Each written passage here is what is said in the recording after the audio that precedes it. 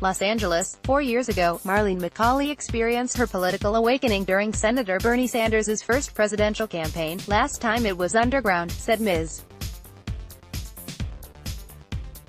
MacAulay, a 68-year-old bookkeeper from Simi Valley, Calif, who is so committed to Mr. Sanders that she named her Schnauzer Bernie. In 2016, she said, she joined ad hoc groups of local Sanders supporters that formed on Facebook. It's not underground anymore. California, perhaps more than anywhere else, shows how the Sanders campaign has evolved from a movement of true believers into a strategic machine built to win a presidential nomination. As Mr. Sanders and his advisors look beyond the 4 early voting states and towards Super Tuesday on March 3, they are making a big play to accrue as many delegates as possible from California, the biggest prize on the map. It's a striking change from what Jeff Weaver, a top Sanders aide, called the run-and-gun operation of 2016. That year, Mr. Sanders hoped to make a last stand against Hillary Clinton in California's June primary, but took only 46% of the vote. His team wasn't sophisticated enough to focus its efforts where it could claim a disproportionate number of delegates. He carried just 8 of California's 53 congressional districts, allowing Mrs. Clinton to increase her delegate lead and clinch the Democratic presidential nomination. Now Mr. Sanders, of Vermont, has the most robust California organization in the 2020 field. He has 80 campaign staff members in the state, more than any other candidate. He has spent time wooing the sorts of local officials whom he once derisively cast as part of the dreaded political establishment. And no 2020 candidate has held more public events in California than Mr. Sanders, according to a count maintained by the Sacramento Bee. California's decision to move its primary from its 2016 slot, at the end of the nominating calendar, to March 3, 3 days after South Carolina completes the quartet of early state nominating contests, means that the Golden State will have more influence than ever in picking a presidential nominee. Just as South Carolina, with a majority black Democratic electorate largely loyal to Joseph R. Biden Jr., is a firewall for the former vice president, Mr. Sanders is banking on California, either to resurrect his campaign if he underperforms in the early states or to turbocharge it if he reaches March with momentum. For now, Mr. Sanders is poised to win a large share of California's delegates. He has placed first or second in 5 of 6 public polls of the state dating back to mid-October. People close to the campaign predict he will come in first or second, and more critically, above the 15% threshold needed to accrue delegates. In every congressional district, we do believe that if we do well in California, which we are primed to do, that the delegate breakout from California can be the moment that you walk toward the nomination, said Faiz Shakir, Mr. Sanders' campaign manager. The contrast between Mr. Sanders' approach to California and that of his top opponents was stark in the days surrounding last week's presidential debate at Loyola Marymount University in Los Angeles. Mr. Sanders made the most of his week in the state, appearing at 5 public events. Senator Elizabeth Warren of Massachusetts, Mr. Sanders' leading left-wing rival, didn't make any public stops outside of the debate. Mr. Biden hosted 2 fundraisers, posed for photos with striking McDonald's workers and had lunch with a handful of voters at a Mexican restaurant. And Mayor Pete Buttigieg of South Bend, Indiana, appeared at 6 fundraisers and a Democratic National Committee gathering in the state before holding a pair of public events on Friday. One of Mr. Buttigieg's fundraisers, at a wine cave in Napa Valley, was mocked by Ms. Warren during the debate and by top Sanders aides, who paraded past reporters in the spin room at Loyola Marymount wearing shirts reading, PetesWineCave.com, who's running for president in 2020, who's in, who's out and who's still thinking. Mr. Buttigieg spoke to roughly 5 times more people at the fundraisers than he did at the public events, according to crowd estimates from pool reporters. Reporters were not allowed to attend the Wine Cave event, the public events for Mr. Buttigieg were designed to show him being introduced to Latino voters and listening to their concerns.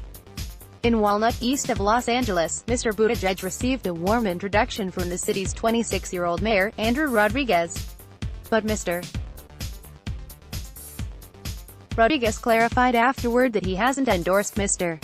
Buttigieg. He's still thinking about Mr. Biden, too. I just relate to Pete, because he's a young mayor, Mr. Rodriguez said.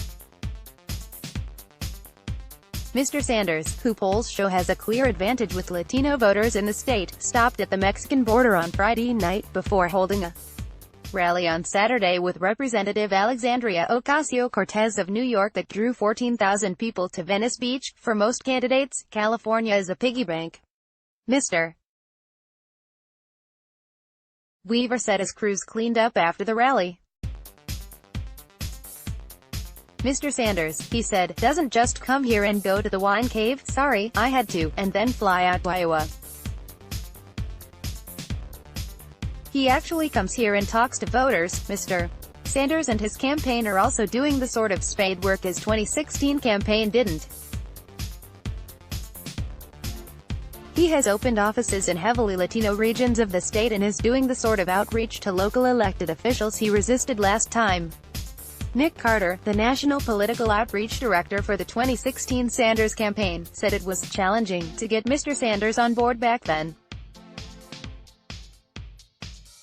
He was giving his time to voters and not just currying favor with politicians. Mr.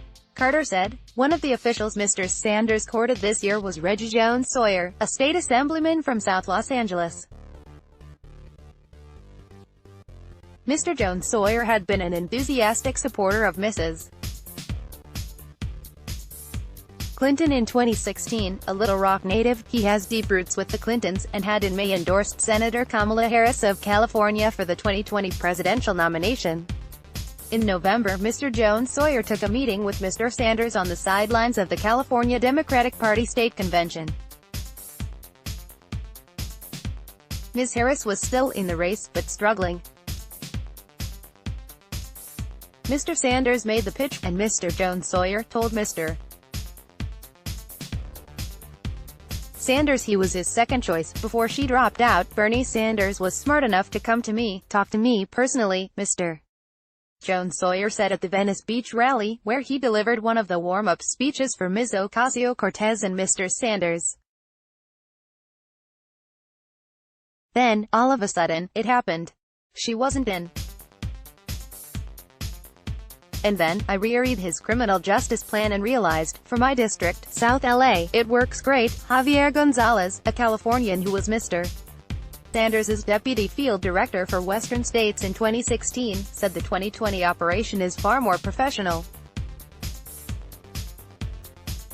4 years ago the staff members were a combination of operatives the Clinton campaign didn't want and true believers who had never been involved in politics before, he said. I would imagine Bernie had a lot more high-level applicants this time, Mr. Gonzalez said.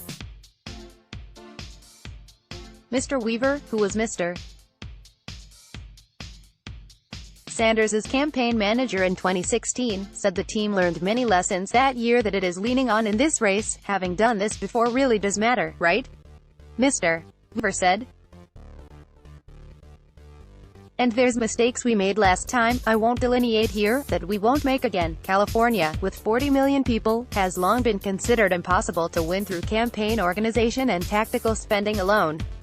It's too big and, with 15 media markets, too expensive to saturate with television advertising, though the billionaire candidates Tom Steyer and Michael Lahr Bloomberg seem poised to test that proposition this year. Californians can vote by mail as soon as the day after Iowa's Feb.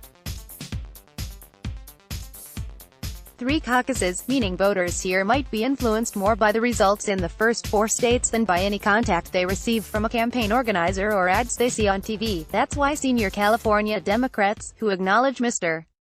Sanders has the premier presidential team in the state, scoff at the idea that his organization can save him if he performs poorly in the early states. All that momentum that comes out of Iowa and New Hampshire, I think, still is so determinative. Gov. Gavin Newsom said.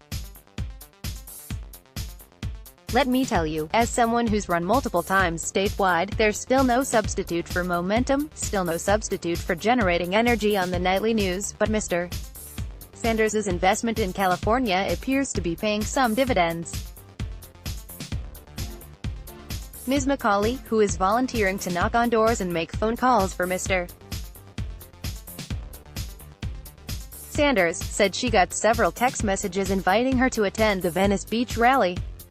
Last time not as many people knew about Bernie, she said. It's more organized now. He taught us how to do it. Interviews at the rally revealed that while die-hard fans populated the grassy knolls surrounding the stage, the seating sections up close had a number of people who were new supporters. MacAulay, a 58-year-old trance music singer from nearby Santa Monica, said she had never voted since becoming a United States citizen 3 decades ago. But after seeing Mr.